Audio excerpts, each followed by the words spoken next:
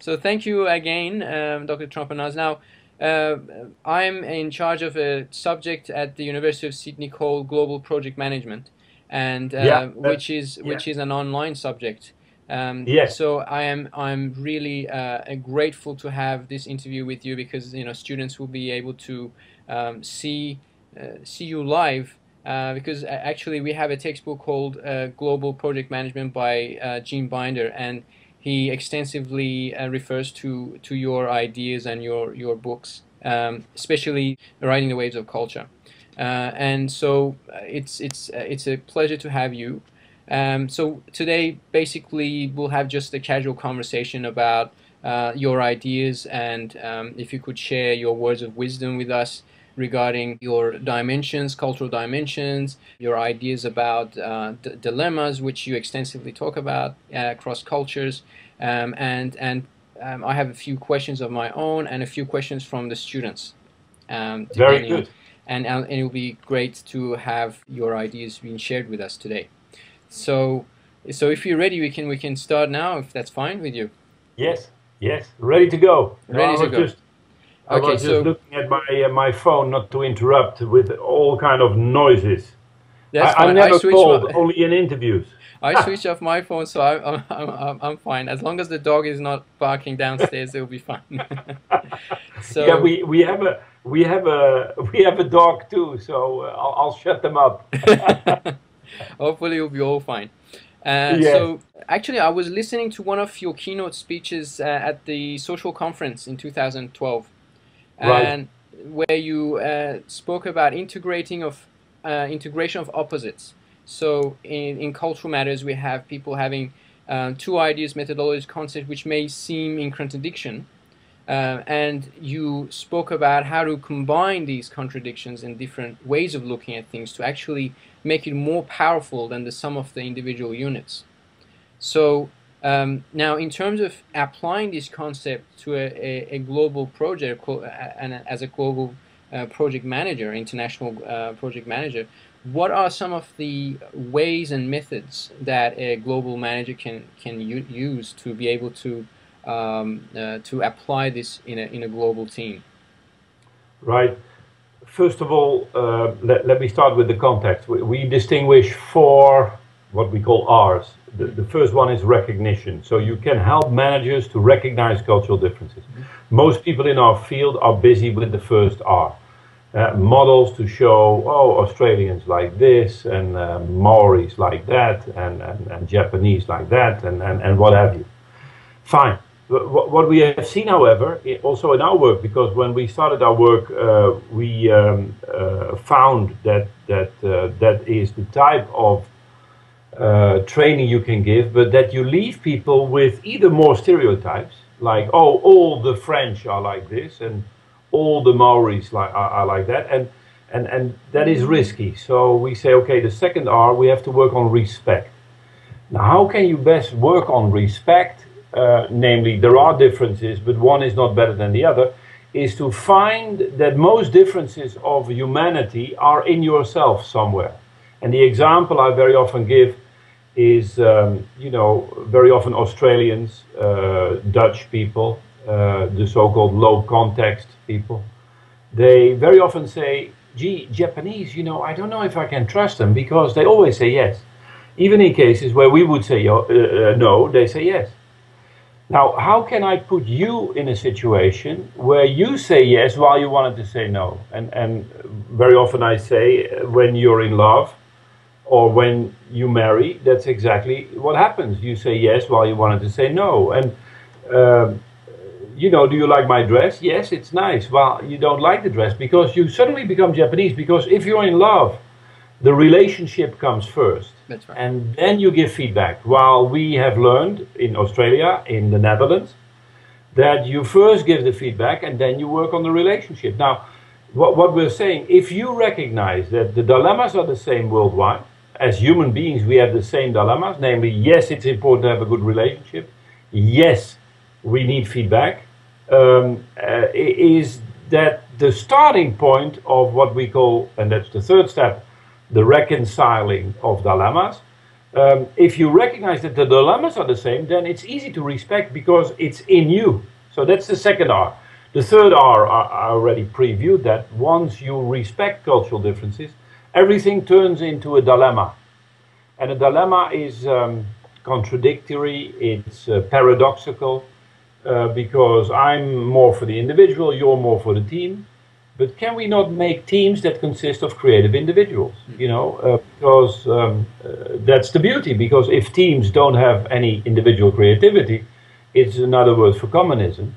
And if individuals don't have teams or groups they are respectful for, you're an egoist. So reconciliation is trying to combine opposites. And then the fourth R is realization and rooting. And that is, yeah, what as a leader can I do to make this sustainable, second nature, rather than a trick? So that's the approach we take. And on every approach, there are very good things you could do to make leaders, let's say, supportive of being more effective with cultural differences. Mm-hmm. Fantastic. So it's best to just start with the 4 R's. Like as a manager, if you just look at the 4 R's and then see how you can apply that to the team. Yeah. Fantastic. And okay, so we have another question here, which kind of refers to the previous one, by one of our students, Dr. Sakhaee, which he says, in your views, how could the cultures of haves and have-nots combine or consolidate the differences rather than imposing one's own views of culture? Yeah, that's, I mean, going back to what I said earlier, at the moment you know that the others can bring something to the party as well that enriches yourself and vice versa, rather than I'm better than you. Because the whole colonialist history was a bit like, you know, I'm better than you, so you listen and shut up. And you see the world is protesting, because even Africa, that was really on the bottom of the ladder, is now much more respected by, for example, the approach the Chinese have taken. It's not ideal, I know, but it's a bit better than we Westerners did, and exploit the grounds. So that's one remark. So the method helps you to say, hey, they can bring something to the party. One thing that always concerns me in our work, which is also part of, I think, the answer to the question, is the difference in power. Because if the powerful party doesn't want to reconcile, then it's uphill skiing. If the powerful party, that's also true with mergers and acquisition, if the buyer says, gee, I want to learn from the group we bought, then it's downhill skiing. Then you say, wow, they bought it for a good reason. And then you get an enriched environment. Final point, regardless if it's the buyer or those who are bought or the top or the bottom party, is that sometimes it's not a dilemma. A good leader will also say, no, this value is better than that value. And by the way, that could be coming from the underdog. Fantastic. And also, in your book, I was reading actually a passage of it today, and I really like how you criticize the traditional management system, which is very much focused on forecasts and charts and very mechanical methods of understanding, best methods of management, and looking at just a singular, not really looking at the humanistic side of things. And if you look at some of the cultural aspects of management and understanding individual cultures, as well as understanding personalities and the psychology of why people do what they do, and motivation and so on, how can we bring those kind of soft skills of understanding people more effectively into the management system today?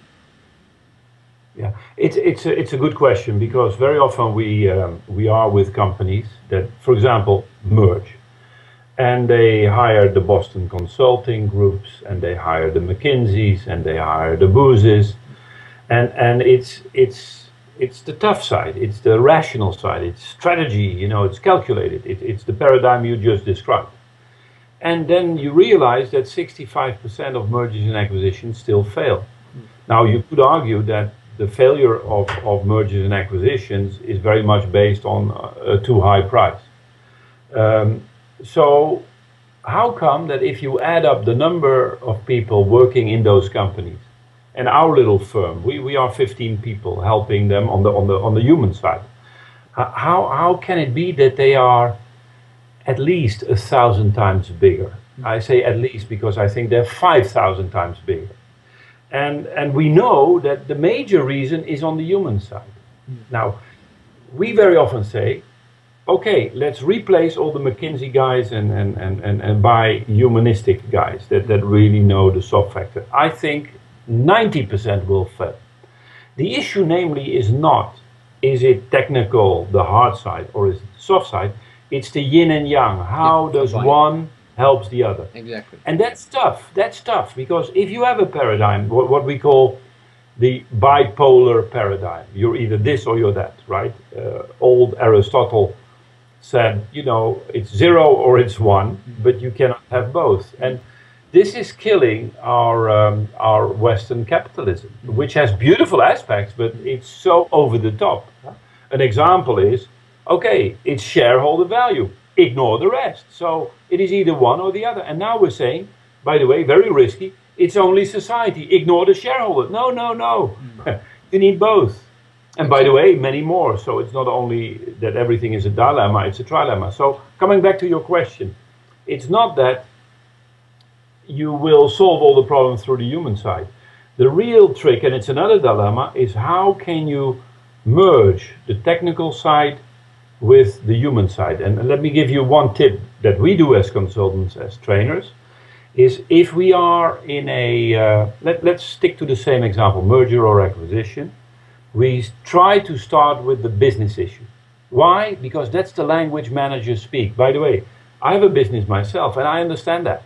You know, you're worried about the next quarter. You're worried about your strategy. You're worried about whatever. So that's the language you want to talk. But if you then say, hey, part of the resolution and part of the increase of quality and part of is the human side, then suddenly you are in great shape. Even more in detail, what we do with clients, we map the business dilemmas. On the one hand, we want to be global. On the other hand, we want to be flexible locally, right? That's a business dilemma. And then we say, how can the human side help you to reconcile that? So it's yin and yang. It's not one or the other, it's one through the other. Exactly. And that's the challenge, I think, because in our society, we always tend to go into extremes, like, you know, being too much obsessed with the facts and the figures and the charts. And then suddenly, you know, there's a new wave or a new movement that's, you know, saying, you know, it's everything has to be humanistic and everything is about emotional intelligence and yeah. No, but I know emotionally intelligent people who are quite stupid, you know, and I know people with high IQ that don't have a clue on how to deal with human beings. So it's not one or the other, but great people have a great IQ that combine it with EQ. Right, exactly. And by the way, your intelligence becomes richer because you're better in gathering information through human beings, right? And vice versa. Your intelligence, I mean, the rational intelligence can help you to enrich your EQ, and together it's a good example. And in order for, say, very kind of left brain or logical managers to become kind of a bit more develop their soft skills, I guess maybe they can take up like an art class or, you know, learn a musical instrument or something like that. or invite females into the business, because that would help, especially. Thing. You didn't have to go to art, you know. Females are not only perhaps a bit more right-brained, emotional and holistic, if you like, but also that they combine better. The what they call the corpus callosum, the tissue between the brain halves, and that's so. I'm talking about the tissue between the brain halves, assuming that everything is there, but they're not connected. We are also educating. You know, if you're an engineer, you're an engineer. If you're an economist, you're an economist, and if you are a psychologist, you're a psychologist. And where is the multidisciplinary, interdisciplinary transdisciplinary, where all the innovation starts, where is that stimulated? Exactly. It's not a lot. It's not a That's lot. right. I mean, Yeah. for me, I come from an engineering background, so I did my PhD in engineering, and I was working in Japan, so I am also familiar with a bit of Japanese culture. And, Yes. what Hi. happened? Yeah, and I was in an engineering kind of lab, and as you can imagine, how it would have been. Yes. So what I wanted to do is actually combine some of the things which were lacking, which was the human side of things. You know, everything was so logical, and there Yeah. were not many females, as you No. could imagine. So I started working with other psychologists in the university to develop some programs for the academics about how to motivate students more effectively, looking at motivational psychology, educational psychology, and then running mentoring programs for students on how to how to motivate themselves more effectively. And so, I mean, I saw the lack there, and I began, and it was actually it progressed quite well, and I want to do the same thing in Australia because I think it is a global issue. You know, if you go to any engineering firm or a very kind of a logical left brain discipline, you will see that there is a lack of that creativity, innovation, and soft skills. Yes. So actually building some of these cross-disciplinary projects and introducing them in organizations and in universities, I think would really help. Yeah. Yeah. And again, it's not replacing the knowledge of technology. That's right. Look at Apple, the aesthetics combined with the functionality. You cannot say, oh, Apple, it's all about aesthetics, forget functionality. No, it is also functionality. But even some aesthetic, some beauty of the machines that Apple make is also aesthetic. Like, you know, the screen that goes to the edges, you know, it's beautiful, but it's also functional because your finger can reach out further than if it has a big, ugly frame type of thing, you know? Exactly. So if you can use one through the other, you're in great shape. And same with disciplines.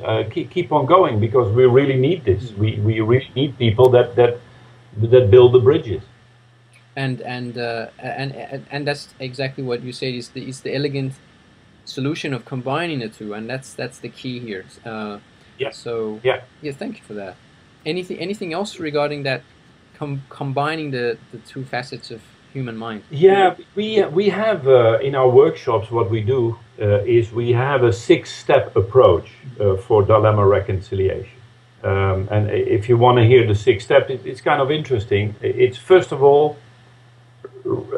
again, recognizing, if you like, identifying the dilemma. What is the dilemma, right? In fact, it's very close to the first R, but then not in cultural models, but in like global versus local. Oh, that's the dilemma. And in the second step, you chart the dilemma. And this is psychologically very important. Instead of what we normally do also unconsciously, is we put the dilemma as a linear line, right? What we do is graphically crack the line in a dual axis, X and Y. And that's an invitation for combination. You get the point. So that's what we call the second step, charting the dilemma. With an additional sub-step, if you like, namely make the dilemma more concrete. So let's stick to the same example. The dilemma is global versus local. And you crack the line and say, yeah, global what and local what? It could be branding, it could be reward systems, it could be whatever, right? So that's the second step. Third step is what we call stretching the dilemma. So we give pluses and minuses to both sides of the equation. And why we do that? Because this is normally done in a group. You can do it as an individual, but in a group you allow people to say from each other the pros and the cons from this side or that side. Then you go to the fourth step, and that is defining the extremes by what we call epithets. An epithet is a exaggerated cartoon. It's an exaggerated expression. So for global, at the cost of local, so position 0, 10, top left-hand corner, is a statement like my way or the highway, right? It's global but not local. If you only go local with no global, it's something like the Tower of Babel, okay? So you have the two extremes. Then you could also put a label on the compromise, okay? Like half pregnant, but because compromise is very often mistaken for reconciliation. Reconciliation is more. Compromise is still win-lose. It's 5-5, right? But we want to go to 10-10. 10-10 is how do you combine the two? And that's the fifth step. And that is asking the question, how can value X help you to get more of value Y or vice versa? So what you offer globally, its quality is defined by what does it do to you locally in a positive sense. Or what can you do locally that makes your organization more global? And only by asking the question in that way, you really reconcile. And then the sixth step, okay, what are the actions we need to take to make this happen? And what kind of values and behaviors that do we need to develop to make that happen?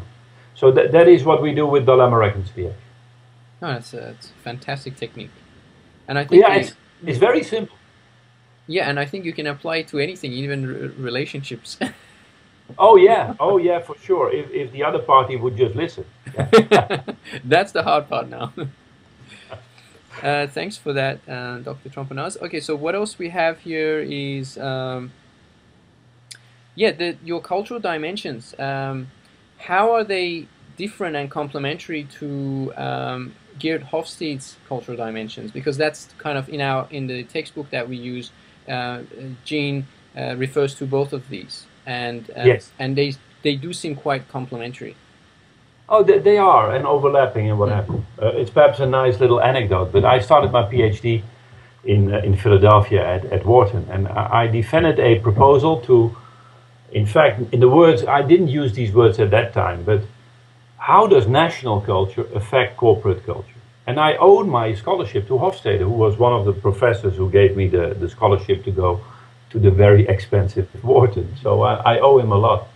And then he had 4 dimensions. Now he has 5 or even 6. I came with, okay, national culture I'll do according to Hofstede, and then I'll go to corporate culture, and use Deal and Kennedy at the time, these kind of models. Fine. So at the end, the professors at Wharton, which are not cookies, said, Mr. Trompenaars, we really like your approach, but why those 4 dimensions of Hofstede?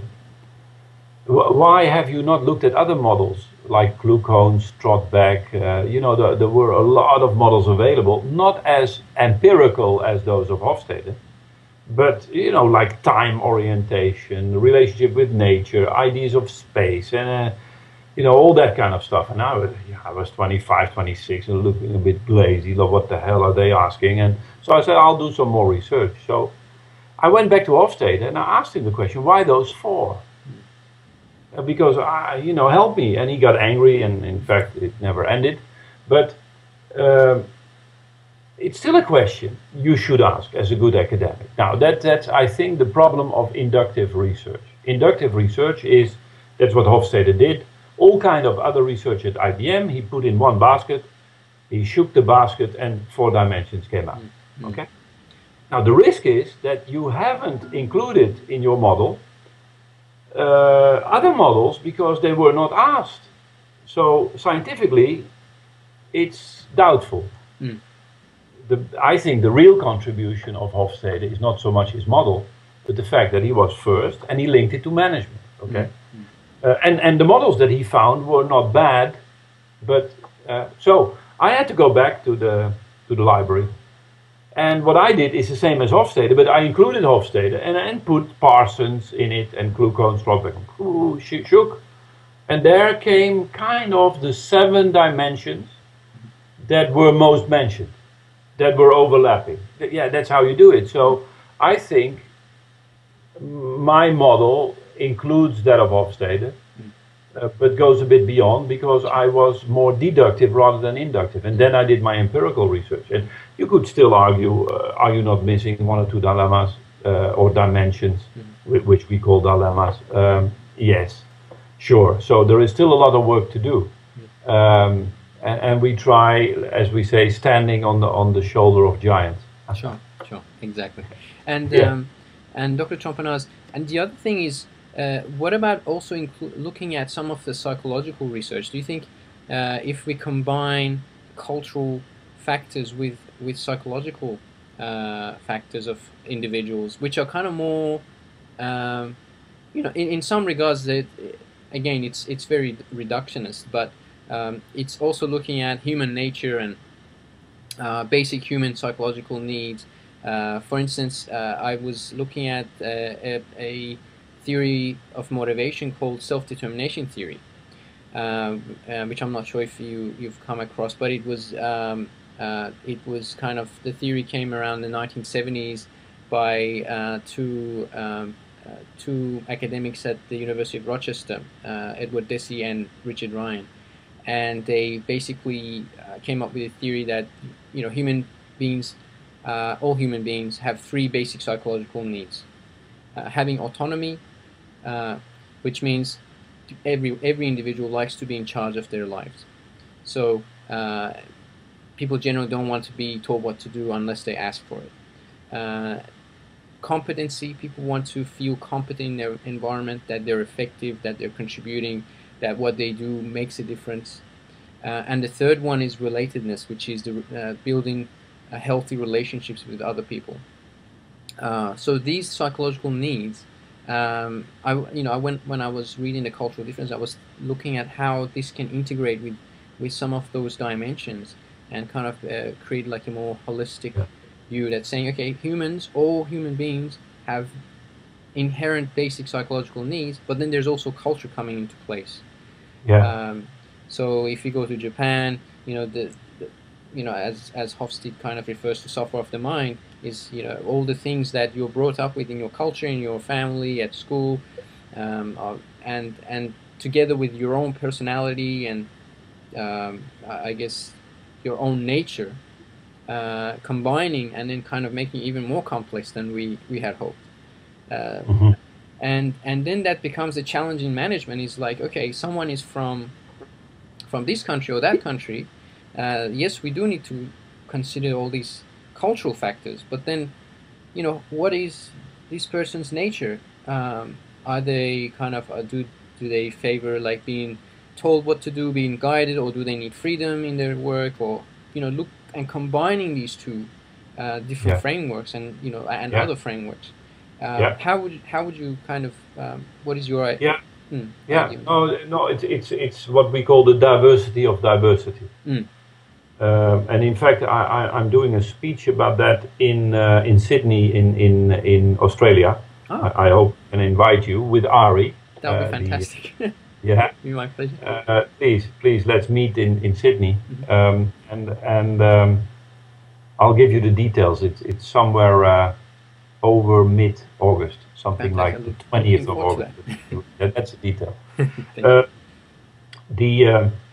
The diversity of diversity. I mean, any culture is like a normal distribution, right? And if you have a normal distribution, you want to explain the variance within a culture. And it's not only psychology, it's gender, it's age. Now, you say, okay, but how does psychology works in gender differently, or what have you? And at the end of the day, and this is a very practical remark, it's very difficult to decipher what is causing what, because there are dynamics between, there are certain let's say cultures that allow for a lot of gender differentiation. The Arab world perhaps in the extreme. And there are cultures where gender differentiation is not so much appreciated, right? So you could almost say there are cultures that are more shaped very narrowly with a small standard deviation, and there are the ones with an enormous diversity. So that makes it complex. Now, as a consultant or as a trainer, how do you deal, or as an individual going to Japan? Japan is narrow, much more than America, for example, or Australia. You feel it, but still there are differences. I remember a story in Japan, a good guy, Nori Furuya, who started our activities in Tokyo, and I come to his office then, at the time, Japan Airlines Academy, and all cubicles. And I said, Nori, you're Japanese, it should be open space. And all my theories were out of the window. He says, Japanese talk too much, so I introduced cubicles, right? So is that part of Japanese culture? Is that the personality of Nori Furuya as a boss saying, I do this, or, right? So it's very complex. At the end of the day, what we say, you don't know at the end of the day what is causing what, because they have dynamics between each other. You know, if I'm talking with you, am I talking with you as a product of your parents? Am I talking to you as an Australian? Am I talking to you as a male, as a handsome young guy, as a what is causing what in your questions? And at the end of the day, it's all, and I don't care. I want to hear your questions, right? Now there might be some characteristic that in retrospect I say, yeah, that was typically Australian, right? Or what have you. So what we say is, don't start with culture, just start with the issues. And then perhaps later you can reduce and deduce them to a factor. It's a bit the antithesis of stereotyping. Is, you know, come to you, and then, you know, there are, because also the dynamics between psychology, for me, culture is that which is the sharing in individual personalities. So is introversion, is that a psychological trait? If it's shared, you suddenly call it cultural, and you're a Finn, right?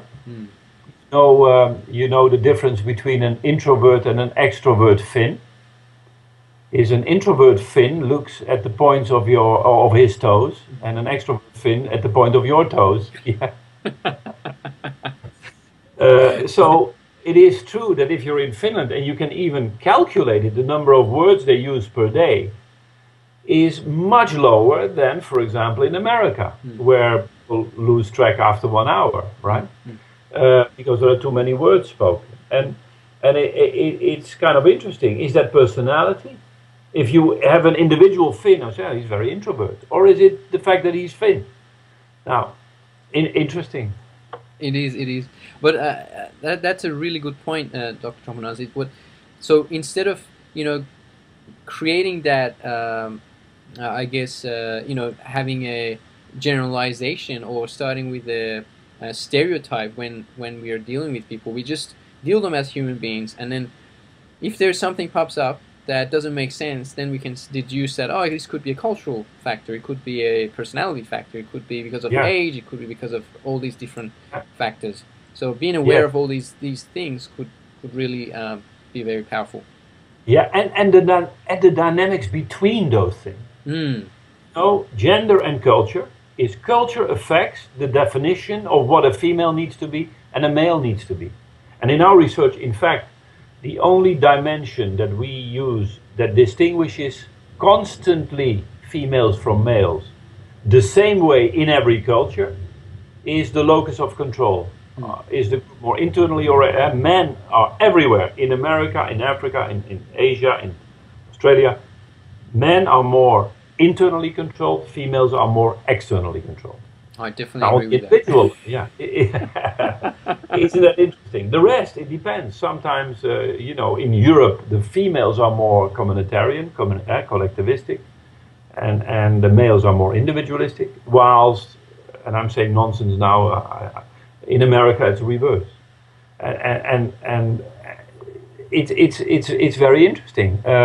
So we have to be very careful, and at the end of the day, who cares? Because at the end of the day, a person is a manifestation of all kinds of inputs. And it makes it complex because of the dynamics between the inputs. Exactly.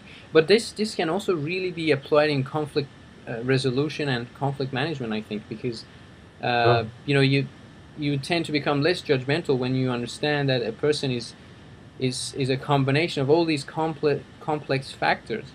And you know, it reduces our judgment of individuals, and we tend to then focus on the solutions rather than, you know, looking at the problems themselves. Exactly.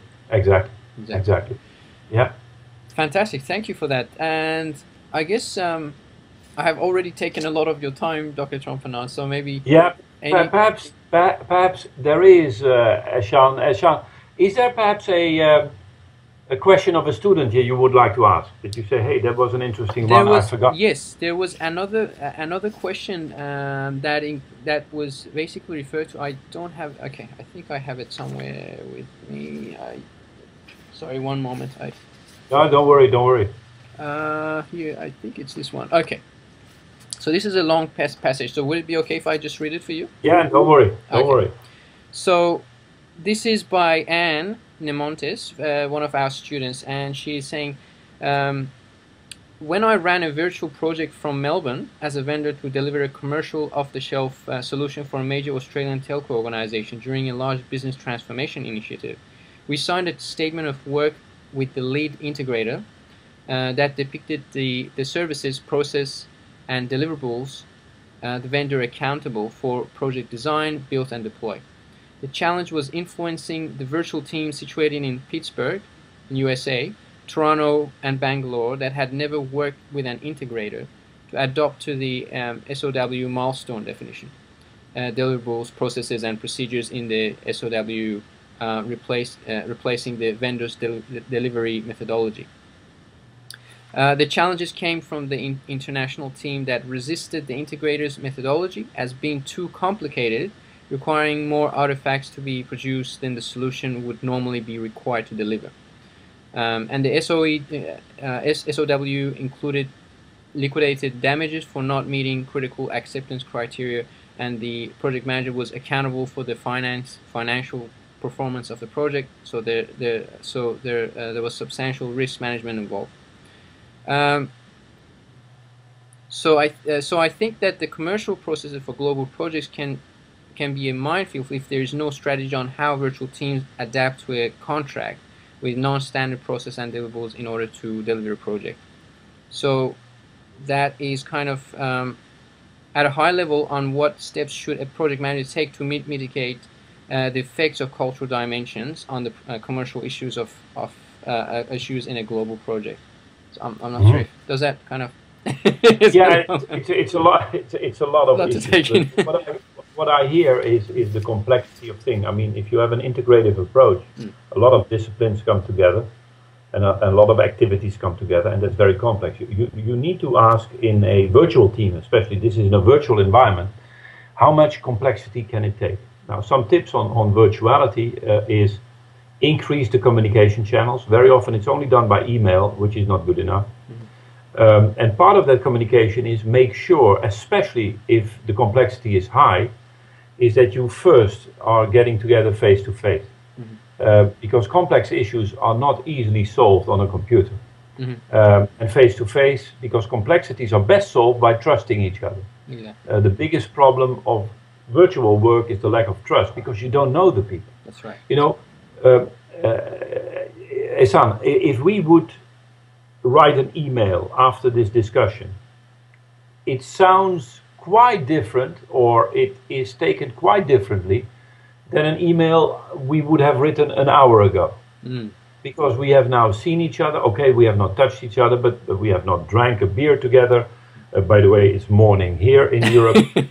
But, you get my point. So some tips, but more on the process. If you have multicultural virtual teams, with the complexity enough, 3 things: increase the communication channels, make sure that you come together once a year at least, that you see each other face to face, especially the key players, okay?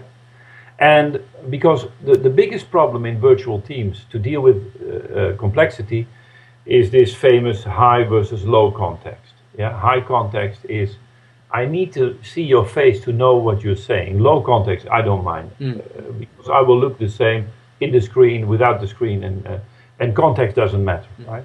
Now, Australians are low context. If you then have some people in high context cultures, the highest being Japan, you need to have at least a sake with them before you can deal with more complexity. Final point, 3rd point, use dilemma reconciliation. In fact, dilemma reconciliation is a very practical tool to deal with complex environments. Because the worst you can do with complex environments is to have simple solutions. You know, it's a dilemma. Who cares? Make a choice. The worst you can do with cultural dilemmas, but also business dilemmas, is making choices, because you lose the other half. While dilemma reconciliation, and there are e-supported tools to do dilemma reconciliation in a virtual environment, are very effective.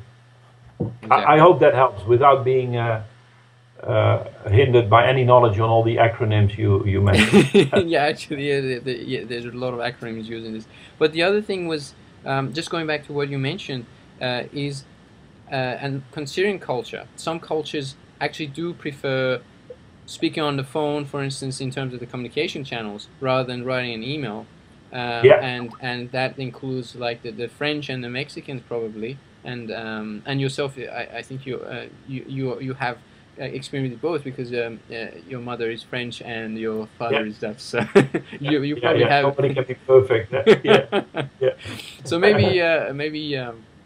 Your father wrote an email, and then your mother picked up the phone. You shouted face to face, "What the hell is this?" Yes. Yeah. So I mean, there are all these different challenges, and it's really interesting to see more like when you see a reaction, or before you see a reaction, that you can take care of these cultural differences in terms of if a project manager is working with the French, then instead of writing a long email, he would probably be better to give them a call. The phone, or do both. Or do both, exactly. Because emails are very good for certain types of information, and then call them and say, "Hey, have you read our email?" And hear the tone of voice. Exactly. And it's again combining the two different. Yeah. And that's what we need to remember. Very good. Very good. Thank you, Dr. Trompenaars. So, any final words for our students? How can they be better global project managers? Yeah, no, first of all, don't forget that the human side of project management should not ever be at the cost of being great professionals in knowing what you're doing on the technical side, right? That's one thing, very often forgotten. Oh, let's now go human. No, it's the combination that makes the difference. And take it step by step. It's like learning a language. To deal with other cultures, and there are many languages there, it's not easy. I'm full-time now, I think, about 35 years. I started in 1979, so it's almost 35 years that I'm doing this work, and I'm still understanding that I have enormous accents as a metaphor to what I understand of a language. So it's a long path. In fact, it's never ending. And final point is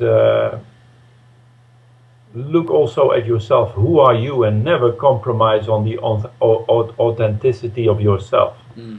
An example is I do a lot of public speaking, and I am who I am, and so I always try to tease people. That's perhaps because of my French-Dutch environment. A way of avoiding conflicts is to tease people, to a joke, ear cracking. Never at the cost of somebody, at least that's what I'm hoping. And difficult with Australians, but it's kind of interesting that people say, "But can you do this in Japan or in America?" And I say, "Yes, perhaps." I wouldn't. You got to be very careful with that. You have to be careful, but still, I'm trying to apply humor, and even the Australians, or Japanese, or Americans, being non-Dutch or French. Appreciate that. So some more than others, but then to say, "Oh, I'm in Japan, no jokes." Yeah, then you're losing your own authenticity. Authenticity, exactly right. And that's really important. And bringing that cultural awareness across all different countries, it will make people appreciate that. Okay, this is how the Dutch look at humor. This is how the French look at humor. This is how the Japanese look at humor. And not make a distinction that everyone has the right intent, the good intent. It's not they're not trying to make fun of anyone or exactly right.